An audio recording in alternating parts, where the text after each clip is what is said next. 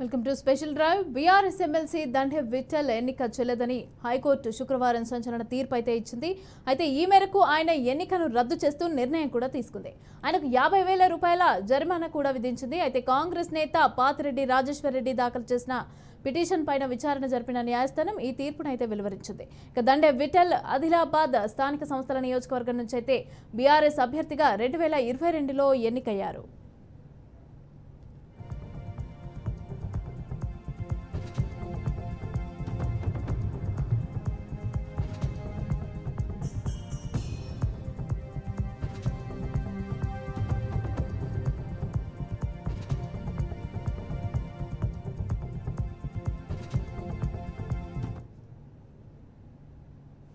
పాతిరెడ్డి రాజేశ్వర్ రెడ్డి స్వతంత్ర అభ్యర్థిగా నామినేషన్ వేశారు.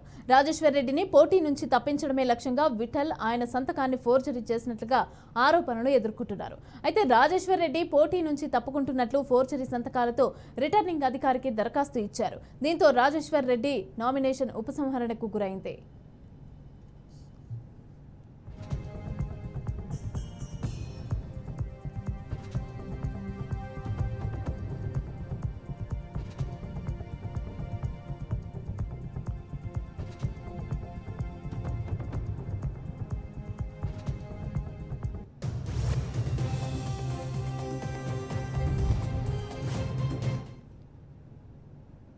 అయితే తాను నామినేషన్ను ఉపసంహరించుకోలేదని, తన సంతకాలు ఫోర్జరీ చేశారని పాతిరెడ్డి రాజేశ్వర్ రెడ్డి అప్పుడే హైకోర్టును ఆశ్రయించారు. విఠల్ ఎన్నిక చెల్లదని ప్రకటించాలని కోర్టును కోరారు. అయితే ఫోర్జరీని తేల్చేందుకు పత్రాలను కేంద్ర ఫోరెన్సిక్ ల్యాబ్కి పంపించాలని కోరారు.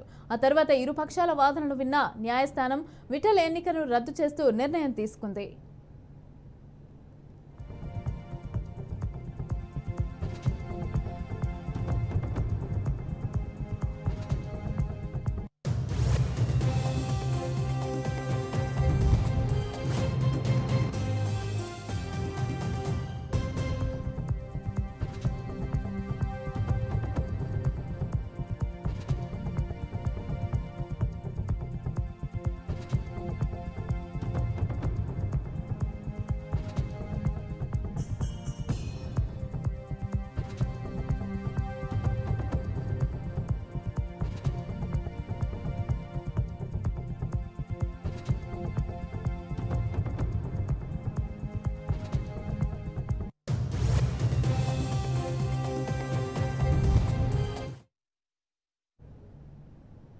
రైట్, అయితే ఇదే అంశానికి సంబంధించి డీటెయిల్స్ అయితే మా ప్రతినిధి వాసును అడిగి తెలుసుకుందాం. వాసు, చెప్పండి, ఈ రాజేశ్వర్ రెడ్డికి సంబంధించి కాంగ్రెస్ పార్టీకి చెందిన ఆయన నామినేషన్కి సంబంధించి నేను ఉపసంహరించుకోలేదు, ఇది ఫోర్జరీ చేశారు ఇది అనేసి అని చెప్పి అయితే ఆయన మాట్లాడడం జరుగుతోంది. కోర్టు కూడా తీర్పు అయితే ఇవ్వడం జరిగింది. విఠల్ రెడ్డికి అయితే ఫైన్ కూడా వేయడం జరిగింది. అయితే దీనికి సంబంధించి డీటెయిల్స్ ఎలా ఉన్నాయి?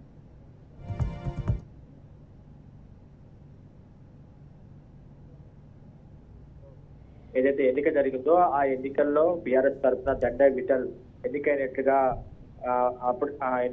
ప్రకటించారు. దాన్ని సవాల్ చేస్తూ పాతిరెడ్డి రాజేశ్వర్ రెడ్డి అని ఆయన మీద పోటీ చేసిన కాంగ్రెస్ నేత తాను నామినేషన్ ఉపసంహరించుకోలేదు, తన సంతకాన్ని ఫోర్జరీ చేశారంటూ అప్పట్లోనే ఆయన హైకోర్టును ఆశ్రయించారు. ఆ తర్వాత ఆయన సంతకాలని కేంద్ర ఫోరెన్సిక్ ల్యాబొరేటరీకి పంపించాలని చెప్పి కూడా ఆయన విన్నవించుకున్నారు.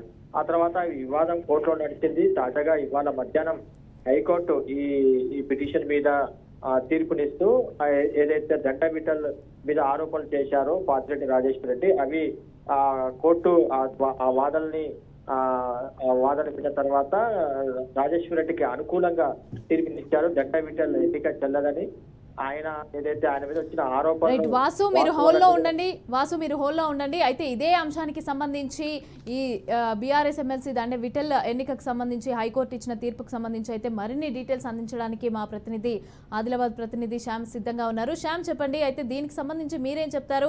హైకోర్టు అయితే ఒక సంచలన తీర్పు అయితే ఇచ్చిందని మనం అనుకోవచ్చు.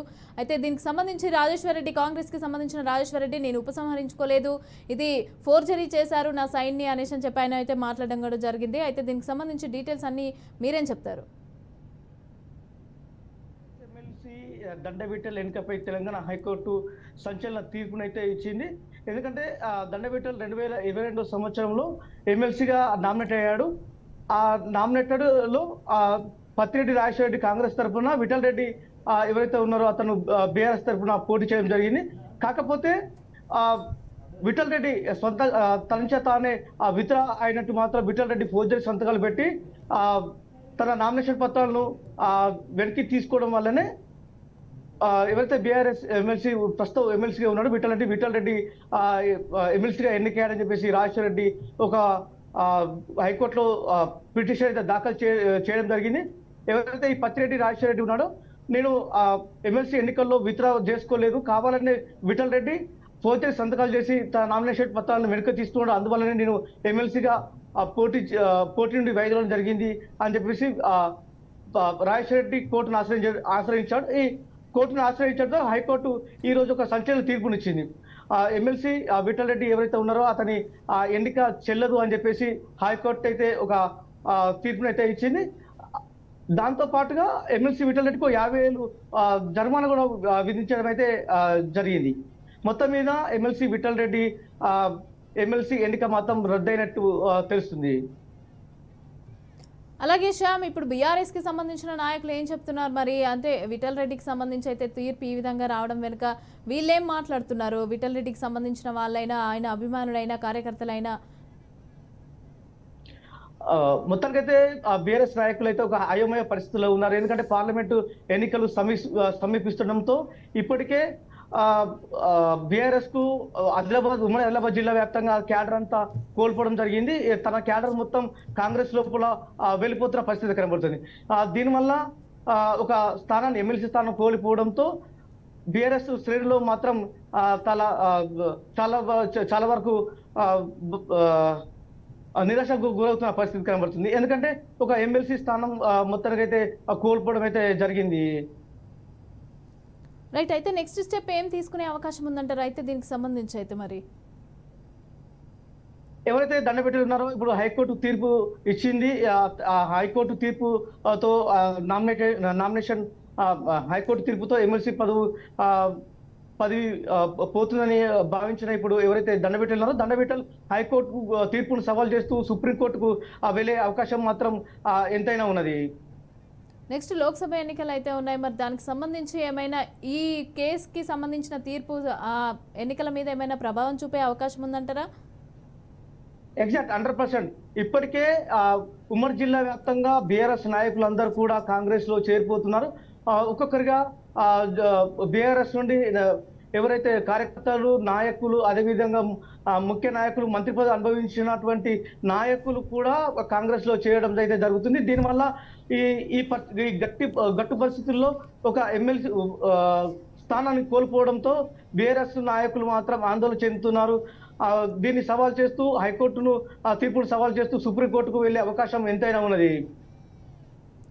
రైట్, అయితే కాంగ్రెస్ పార్టీకి సంబంధించిన వాళ్ళు ఏ విధంగా రియాక్ట్ అవుతున్నారు? మరి వాళ్ళు అంటే వీళ్ళు చేసింది తప్పే అనేసి అని చెప్పి వాళ్ళు కూడా మాట్లాడడం జరుగుతుంది కదా, మరి ఏ విధంగా రియాక్ట్ అవుతున్నారు? కాంగ్రెస్ మొత్తం మీద అయితే సంతోషాన్ని అయితే వ్యక్తపరుస్తున్నారు. ఎందుకంటే ఉమ్మడి ఆదిలాబాద్ జిల్లా వ్యాప్తంగా కూడా ఒక ఏవైతే ఎమ్మెల్సీ స్థానం ఉందో, ఈ పట్టభద్ర ఏదైతే స్థానం ఉందో ఆ స్థానాన్ని ఇప్పుడు కాంగ్రెస్ కైవసం చేసుకోబోతుంది. ఎందుకంటే బీఆర్ఎస్ ఎమ్మెల్సీ దండవిఠల్ తన స్థానాన్ని కోల్పోవడంతో వెనుకంజలో ఉన్నటువంటి సెకండ్ స్థానంలో ఉన్నటువంటి కాంగ్రెస్ అభ్యర్థి పత్తిరెడ్డి రాజేశ్వర రెడ్డి ఎవరైతే ఉన్నారో అతను ఇప్పుడు ఎమ్మెల్సీ పదవి చేపట్టబోతున్నారు. దీంతో ఉమ్మడి జిల్లా వ్యాప్తంగా కూడా కాంగ్రెస్ నాయకులు అయితే సంతోషాన్ని అయితే వ్యక్తం చేస్తున్నారు. లోకసభ ఎన్నిక నేపథ్యంలో ఒక ఎమ్మెల్సీ స్థానాన్ని తను దక్కించుకోవడంతో కాంగ్రెస్ నాయకులతో సంతోషాన్ని వ్యక్తపరుస్తున్నారు. అయితే ఈ ఫోర్జరీ చేసిన దానికి సంబంధించి అయితే మరి విఠల్ రెడ్డి ఏమైనా రియాక్ట్ అవ్వడం జరిగిందా? ప్రస్తుతం మాత్రం విఠల్ రెడ్డి మనకు అందుబాటులో మాత్రం లేరు. విఠల్ రెడ్డి అందుబాటులోకి వచ్చిన తర్వాత కర్మ విషయాలు తెలిసే అవకాశాలు ఉన్నాయి. రైట్, అలాగే ఇప్పుడు లేరు అని చెప్తున్నారు. అంటే దీనికి ఎక్కడున్నారు ఏంటి, అంటే వాళ్ళ అనుచరులు కూడా ఏం చెప్పట్లేదా దీనికి సంబంధించి? అంటే బీఆర్ఎస్ కార్యకర్తలు కావచ్చు, నాయకులు కూడా ఇంతవరకు అయితే ఎవరు కూడా రియాక్ట్ అయితే కాలేదు. మీడియాకు మాత్రం ఎటువంటి సమాచారం ఇవ్వలేదు. వాళ్ళు ఒకవేళ సమాచారం ఇస్తే మాత్రం మరి ఏ విధంగా ఉండేదైతే తెలుస్తుంది. హైకోర్టు తీర్పును సవాల్ చేస్తూ వారు సుప్రీంకోర్టుకు వెళ్లే అవకాశాలు ఎంతైనా ఉన్నట్టు మనకు తెలుస్తుంది. రైట్. అయితే దీనికి సంబంధించి ఫోరెన్సిక్ ల్యాబ్కి అయితే పంపించారు కదా, సంతకాలు ఎవరు చేశారు ఏంటి అనేసి అని చెప్పి ఫోర్జరీ జరిగిన తర్వాత.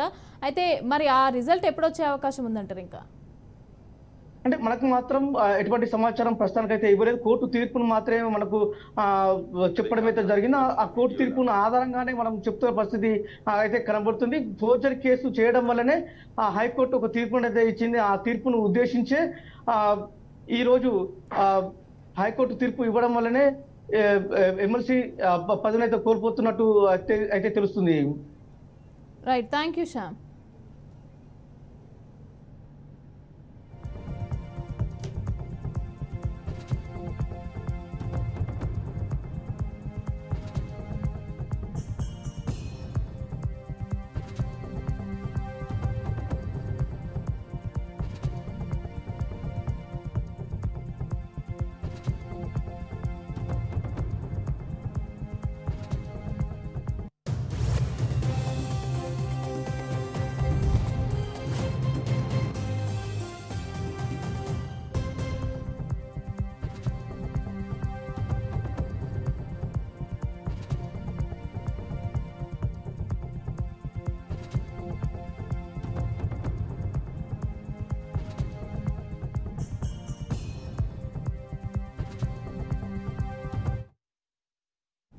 రైట్. ఇక దీనికి సంబంధించి మరిన్ని డీటెయిల్స్ అందించడానికి మా ప్రతినిధి వాసు సిద్ధంగా ఉన్నారు. వాసు, చెప్పండి. అయితే ఇందాకే మనం చూసాం, మాట్లాడడం శ్యామ్తో కూడా. అయితే ఆయన చెప్పిన దాన్ని బట్టి మనకు అర్థమైంది ఏంటంటే సుప్రీంకోర్టుకి కూడా వీళ్ళు అప్పీల్ చేసుకున్నట్టుగా తెలుస్తోంది. అయితే ఫోర్జరీకి సంబంధించి మరి దానికి సంబంధించి కోర్టు ఏ విధంగా ఉండే అవకాశం ఉందంటారు?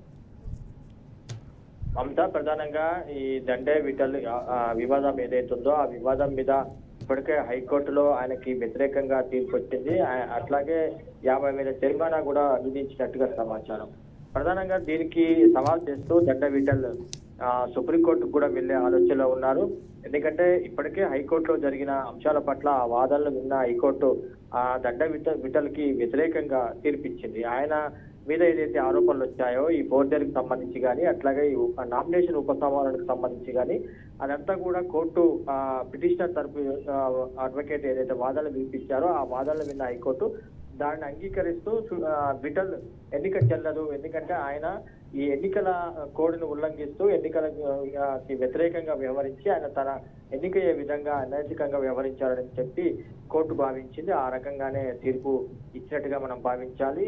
అయితే కొద్దిసేపటి క్రితం విటల్ తాను సుప్రీంకోర్టుకు ఈ హైకోర్టు ఏదైతే తీర్పు ఇచ్చిందో ఈ తీర్పును సవాల్ చేస్తూ సుప్రీంకోర్టులో తను పిటిషన్ వేస్తానని, అట్లాగే తనకు సంబంధించిన ఎన్నిక అంతా కూడా ఆ వ్యవహారం అంతా కూడా పారదర్శకంగా జరిగింది, దాంట్లో ఎట్లాంటి అవకతవకలు చోటు చేసుకోలేదు, ఎన్నికల నియమావళికి అనుగుణంగానే తాను ఎన్నికల్లో నిలబడి ఎన్నికల్లో పోటీ చేసి గెలిచాను తప్ప తన మీద ఇట్లాంటి ఆరోపణలు కావాలనే, అంటే తను గెలిచినందుకే ఓడిపోయిన అభ్యర్థి ఇట్లాంటి ఆరోపణలు చేస్తున్నారని చెప్పి ఆయన మాట్లాడడం జరిగింది. అయితే సుప్రీంకోర్టులో ఆయన ఎప్పుడు కేసు వేస్తారు, దీని మీద ఏ రకంగా ఉంటుంది అనేది మనం వెయిట్ చేయాల్సి ఉంటుంది. ఇప్పుడైతే హైకోర్టు తీర్పు ప్రకారం అయితే దండ విటల్ ఎమ్మెల్సీ ఎన్నిక రద్దవుతుంది.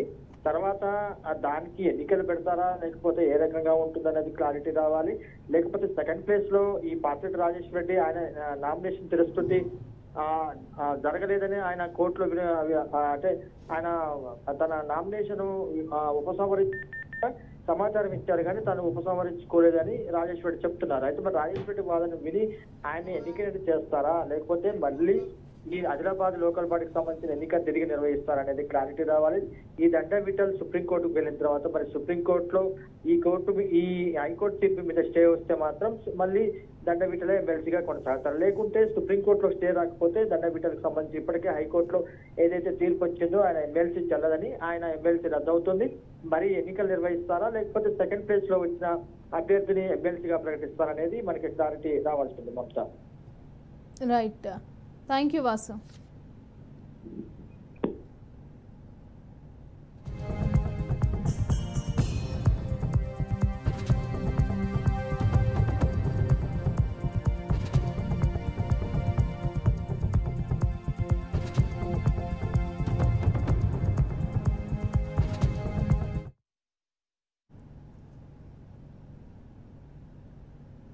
బీఆర్ఎస్ ఎమ్మెల్సీ దండే విఠల్ ఎన్నిక చెల్లదని హైకోర్టు శుక్రవారం సంచలన తీర్పు అయితే ఇచ్చింది. ఈ మేరకు ఆయన ఎన్నికను రద్దు చేస్తూ నిర్ణయం తీసుకుంది. ఆయనకు 50,000 జరిమానాను విధించింది. ఇక కాంగ్రెస్ నేత పాతిరెడ్డి రాజేశ్వర్ రెడ్డి దాఖలు చేసిన పిటిషన్ పైన విచారణ జరిపిన న్యాయస్థానం ఈ తీర్పునైతే వెల్లడించింది. ఇక దండే విఠల్ ఆదిలాబాద్ స్థానిక సంస్థల నియోజకవర్గం నుంచి బీఆర్ఎస్ అభ్యర్థిగా 2022లో ఎన్నికయ్యారు.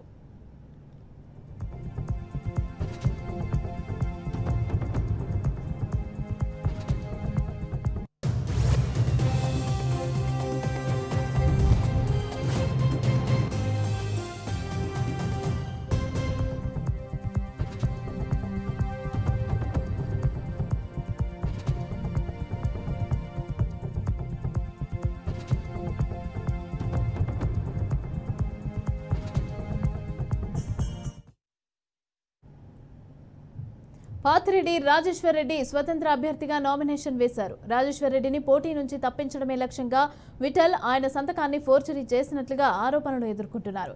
రాజేశ్వర్ రెడ్డి పోటీ నుంచి తప్పుకుంటున్నట్లు ఫోర్జరీ సంతకాలతో రిటర్నింగ్ అధికారికి దరఖాస్తు ఇచ్చారు. దీంతో రాజేశ్వర్ రెడ్డి నామినేషన్ ఉపసంహరణకు గురైంది.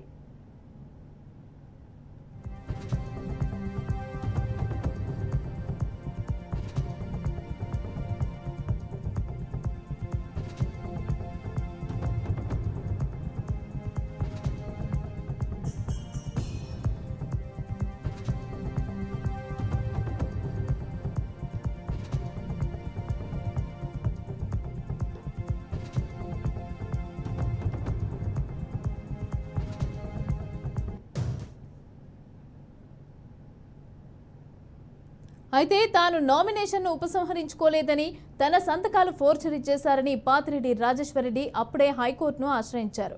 విఠల్ ఎన్నిక చెల్లదని ప్రకటించాలని కోర్టును కోరారు. ఫోర్జరీని తేల్చేందుకు పత్రాలను కేంద్ర ఫోరెన్సిక్ ల్యాబ్కు పంపించారు. ఇక ఆ తర్వాత ఇరుపక్షాల వాదనను విన్న న్యాయస్థానం విఠల్ ఎన్నికను రద్దు చేస్తూ నిర్ణయం తీసుకుంది.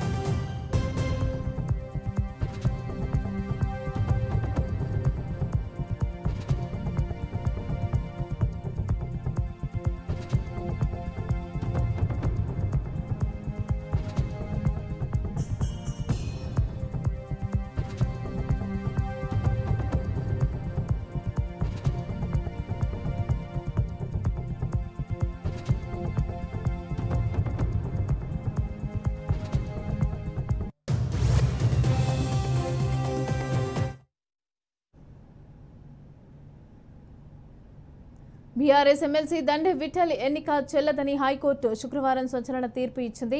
ఈ మేరకు ఆయన ఎన్నికను రద్దు చేస్తూ నిర్ణయం తీసుకుంది. ఆయనకు 50,000 జరిమానాను విధించింది. కాంగ్రెస్ నేత పాతిరెడ్డి రాజేశ్వర్ రెడ్డి దాఖలు చేసిన పిటిషన్ పైన విచారణ జరిపిన న్యాయస్థానం ఈ తీర్పును వెలువరించింది. ఇక దండే విఠల్ ఆదిలాబాద్ స్థానిక సంస్థల నియోజకవర్గం నుంచి బీఆర్ఎస్ అభ్యర్థిగా 2022లో ఎన్నికయ్యారు.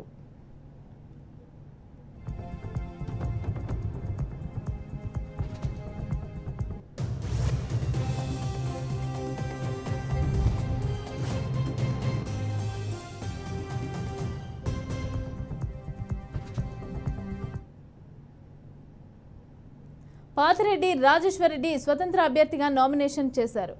ఇక రాజేశ్వర్ రెడ్డిని పోటీ నుంచి తప్పించడమే లక్ష్యంగా విఠల్ ఆయన సంతకాన్ని ఫోర్జరీ చేసినట్టుగా ఆరోపణలు ఎదుర్కొంటున్నారు. ఇక రాజేశ్వర్ రెడ్డి పోటీ నుంచి తప్పుకుంటున్నట్లు ఫోర్జరీ సంతకాలతో రిటర్నింగ్ అధికారికి దరఖాస్తు ఇచ్చారు. దీంతో రాజేశ్వర్ రెడ్డి నామినేషన్ ఉపసంహరణకు గురయ్యింది.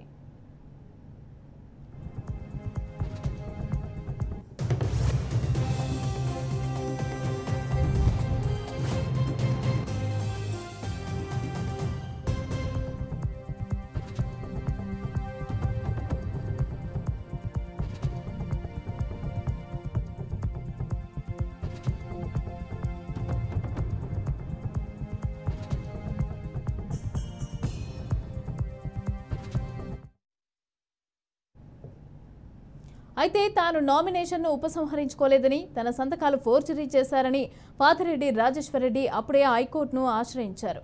విఠల్ ఎన్నిక చెల్లదని ప్రకటించాలని కోర్టును కోరారు. ఫోర్జరీని తేల్చేందుకు పత్రాలను కేంద్ర ఫోరెన్సిక్ ల్యాబ్కు పంపించాలని కోరారు. ఆ తర్వాత ఇరుపక్షాల వాదనను విన్న న్యాయస్థానం విఠల్ ఎన్నికను రద్దు చేస్తూ నిర్ణయం తీసుకుంది.